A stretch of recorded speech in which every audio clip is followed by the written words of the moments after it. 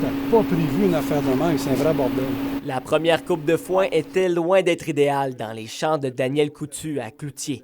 En raison du peu de précipitations depuis le début de l'été, il est beaucoup plus difficile pour lui de remplir sa grange qui peut abriter jusqu'à 14 000 balles de foin. C'était pas mal moins bon que les dernières années. Pas désastreux, mais je trouve que ça se rapproche un peu de 2023. À peu de choses près, on a un peu plus, mais pas comme on aurait voulu. La plupart du foin produit sur ces terres est dédié aux chevaux, mais étant donné que la luzerne a pris le dessus dans ces champs à cause du manque d'eau, le foin a perdu beaucoup de sa qualité. Au lieu d'avoir 90 de graminées, je me suis retrouvé avec 90-95 de luzerne, que là, à ce moment-là, on l'a fait en balle ronde pour des producteurs bovins.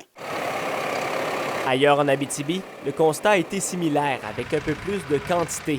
Mais la deuxième coupe sera cruciale pour avoir davantage de qualité dans certains secteurs. Souvent, on se sauve avec la deuxième coupe en prêt de qualité, mais si elle est là, juste à 50 ou à 60 de ses volumes, ben là, il va manquer de quoi, là, peut-être qu'on va avoir du foin à racheter, là. Bon exemple de la différence de climat du Témiscamingue, c'est plutôt la pluie là-bas qui a retardé le début de la première coupe et qui a posé des problèmes aux agriculteurs. Pour la première coupe, on l'a fait un peu en retard à cause de la pluie. Il y a eu une grosse quantité de pluie pendant une semaine de temps qui nous a empêchés d'aller dans les champs. Ben, à cause de la pluie, puis que les champs aussi étaient rendus mous.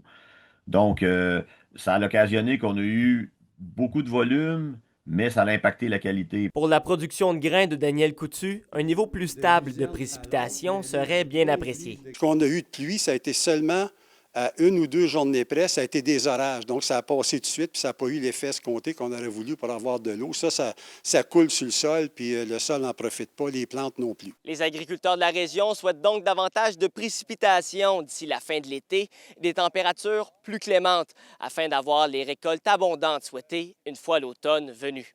William Maillé, RNC Nouvelles, Cloutier.